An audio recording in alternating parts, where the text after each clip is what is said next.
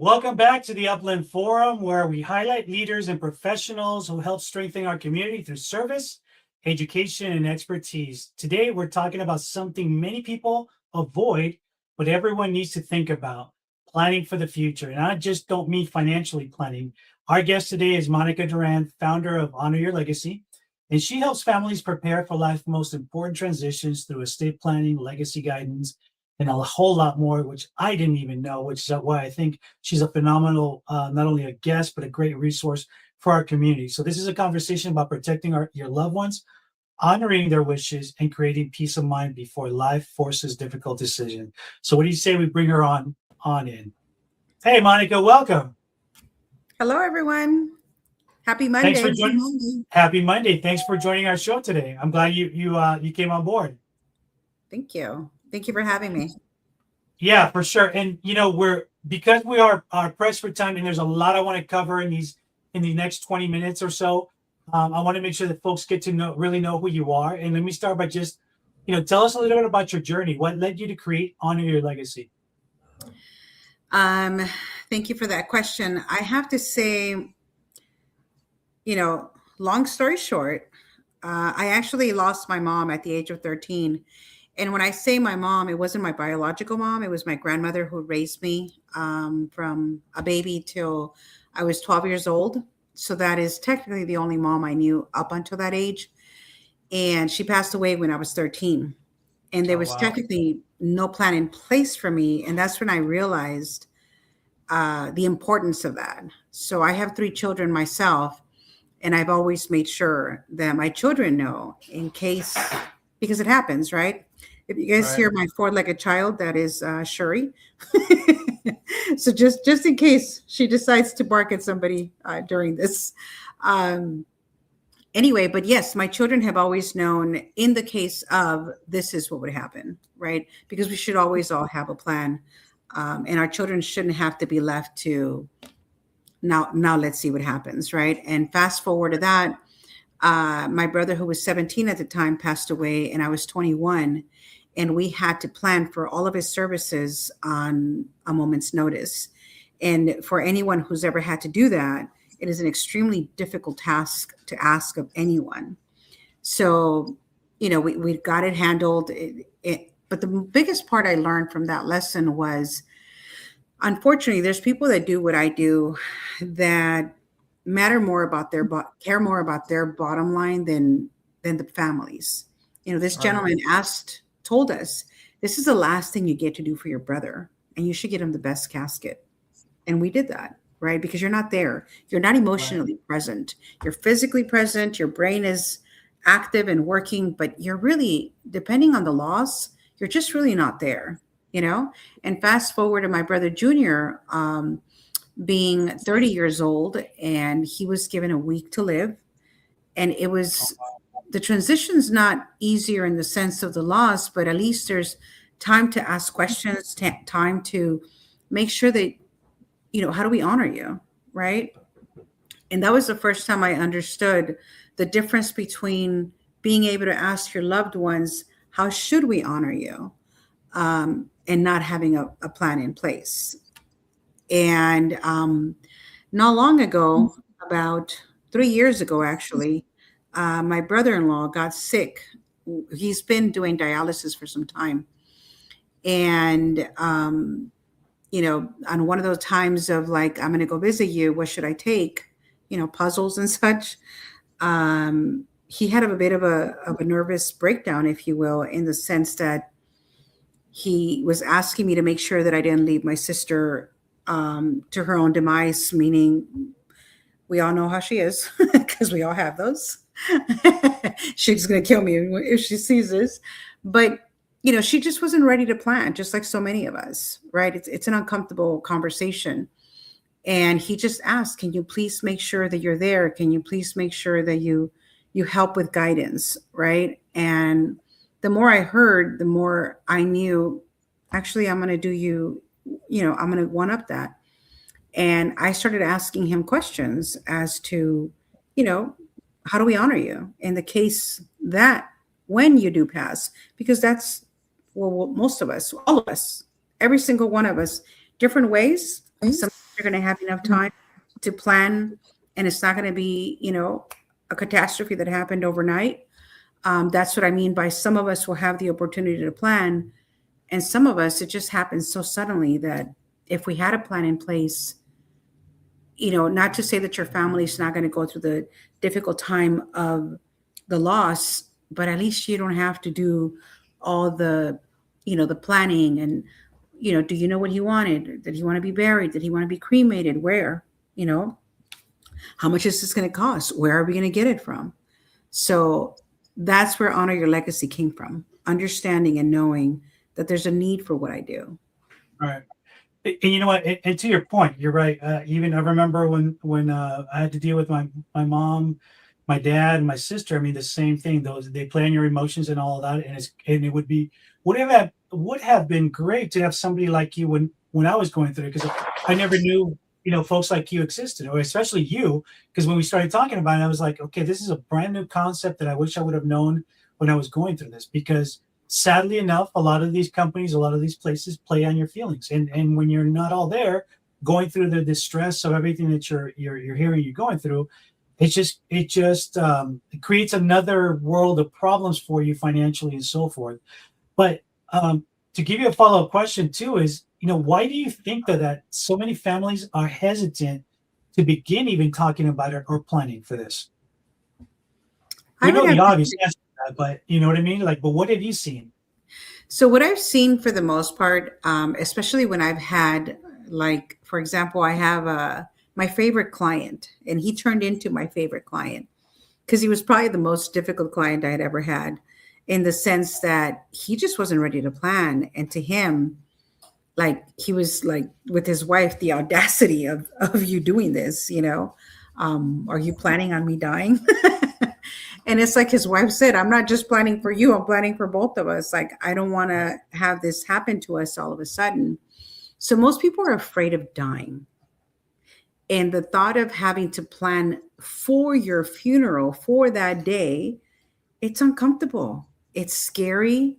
And then the other part to that is taboo. It's taboo. It's a lot of people have the belief that if we plan, then we're going to pass, Right. if so it's really the discomfort and the acknowledge for those that have not accepted that we're all going to die, and they play on their, I'm going to be here forever, right? And some people have even said, the famous YOLO, right? You only live once, so I'm not going to worry about the end. But the sad part to that, and the sad truth to that, is that your family will have to contend with the planning, and it doesn't have to be that way. Yeah. You know what? Let me ask you this. And so, as we're talking about this, and you already talked a little bit about, about your journey, what led you to create this, but what does quote unquote honor your legacy mean to you at a personal level? Wow. So you make me think of my mission with this question. My mission is truly to normalize the conversation of death, to normalize that we have a conversation with our children about the time that one day it will come, right? Because if we can do that, so honor your legacy truly, I want to be the every person I talk to, every person I work with, I want them that after they had a conversation with me or anyone in my team, that they feel like now I can just live the rest of my life. I don't have the last chapter has been written by you, right?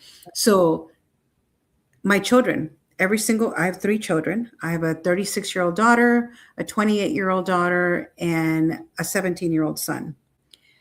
My now 17-year-old son, at the age of 12, in a very calm manner, was able to express that he would rather be cremated than buried.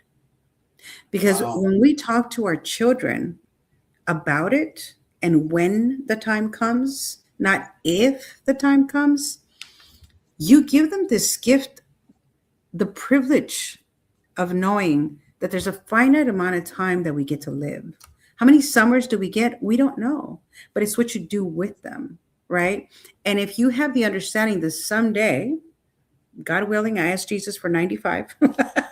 I'm 54 today, and I asked for 95 because that would be make my youngest son, my youngest child, 50. So I got to see how it turned out.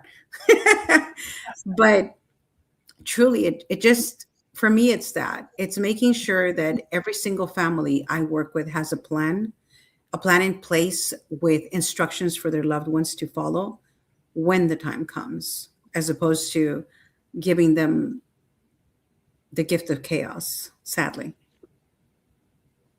And that's very powerful to know that at such a young age and be comfortable enough to talk about it. It's huge. And folks, if you're just joining us now, this is Monica Duran. She's helping us educate. She's actually educating us on really planning and not being so fearful of planning. Talk about what we don't want to talk about because you're afraid of taboo and all of that. And then also, if you do want to follow Monica, please do so. There's her website. So make sure you connect with her, set up an appointment with her to talk about it. There's never a right time to talk about it. There's never a good way or a bad way because there's nothing good or bad about it. It's just thinking about your loved ones, thinking about how you're going to get through the most difficult moment of your lives. And I think that's a huge key component of why I wanted to have you here on the Upland Forum, because you are also a very a great resource for folks who don't want to talk about it, right? And I think when the first time when you and I connected and talked a little bit about what you did, it opened my eyes to something that, okay, people really need to know about this, because on the flip side of it, you're going to have a lot of folks that are going to take advantage of you emotionally, and you want to be prepared for that. You want to have somebody like Monica on your side, making sure she's guiding you the right way. There's nothing in it for her to accept that you guys have peace of mind in going through this process. And again, if you're not if you didn't take this down, please make sure that you look her up on her website. You can get a lot of great information. I want to keep moving because there's a lot of ground I want to cover before the end of the show. Before we know it, I won't be able to ask you everything else. But what would you say when we're talking about this planning, right? Or when we don't want to talk about this planning, what are the most common mistakes families make in avoiding this or avoiding planning overall? So it makes me start with the sentence that most of my clients will say: I didn't know where to start, right? Most people don't know where to start. We didn't know where to start. It's a needle in the haystack, right? Like which way do you go when it first happens? A lot of people have the misconception of, I have to wait till I'm gone for my family to plan. A lot of people don't know that people like myself exist where we can assist you in setting up a plan in advance, right? Because there's pre-need and then there's at need. Pre-need is before you need it, right? It's prior. It's when everything is calm. It's when you get to personalize what you want and what do you want it to look like, right? And at need is once your loved one has passed. For a lot of people, they don't know that, for example, if a loved one happens to pass away, let's just say, I'm going to, the husband's going to be gone. And I say this jokingly because a lot of us just don't accept that one day, and I can tell you from a neighbor of mine up the street, her husband was 51, right? Most of us don't plan at 51. By 51, we don't have a plan because we feel that we still have at least 20 to 30 years more, right? He passed away at home, and she didn't know that the coroners don't necessarily get called in. They first ask, do you already have a funeral plan in place? Because then they just call that funeral home. Mm-hmm. Otherwise, your loved one sits there till a plan can be made with the funeral home to come pick you up, or then the family has an extra cost of a coroner getting called. And let's just say we're in Los Angeles and the coroners for LA are now busy picking up other people, right? Whether that be because of something going on with police involvement or another loved one that has passed somewhere. Well, then guess what? The next county is going to get called. I have a family that their loved one ended up in India, and they lived in Los Angeles because it's the county that's available to go pick up. So there's just so many things that we don't ever contend with because, of course, unless you've gone through it, you don't know how many things can happen and can go sideways for you. So again, there's just so many things that can happen if you don't take care of things ahead of time. You know, that blew me away when you were telling me about that, the whole thing with the county stuff. Never knew that. And that's something that's also, not to mention the fact that you're going through grief, but to add that to the mix and all this chaos and everything that you don't really know where to turn. It's something that's very valuable to have someone like you on the side. Let me ask you this, because I know we're kind of getting close to the end of the show here, but in your opinion, at what stage in life should someone begin to do this planning? So I know that you asked me that. I literally just, I attended a funeral for a 22-year-old that we had to do the service for. And it reminded me that, like so many of us, when we have children, we don't plan for them either, right? And it made me think of this poor mom, seeing her go through this grief, and they didn't have the money to lay their son to rest. So he passed, he had passed almost 2 months prior, but they had to wait till they were ready with the money, right? Because that's what happens. And it reminded me that I actually don't have plans for my children, right? And I'm going to, because I don't want to go through that. So when you ask me that, I say everyone, because we don't know. And not just because we don't want to plan, right? Or the thought of having to plan for our children is like, what? But you're actually, let's just say, you have a 20-year-old and he still has a long life of another 60, 70 years, right? God willing. Well, guess what? You locked in your child's rates for today. So that means that if it would have cost today $10,000, just for the sake of the number, right? Because our services for the most part are lower. $10,000. Well, think of 50 years from today. That 10,000 is going to probably be 50. Well, you lock in those rates today. You don't have to worry about that. We have payment plans today. Not everything has to be paid upfront. So it's not a single pay. At need, you have to pay for everything. There's no waiting. You're going to either have to borrow, put it on a credit card, whatever the case may be. With us, you get to plan, you get to decide, you get to make payment plans of 3-year, 5-year, or 10-year. There's just so many different things that you're able to do that just really makes it not only a peace of mind to you, but also you benefit your loved ones from not having to spend an exuberant amount of money at a later time. Because again, for the most part, I think any age, but at least after the age of 40, I think most of us start seeing either classmates of ours pass or our grandparents, sometimes unfortunately even our parents. So we start reckoning with the fact that there is a finite amount of time.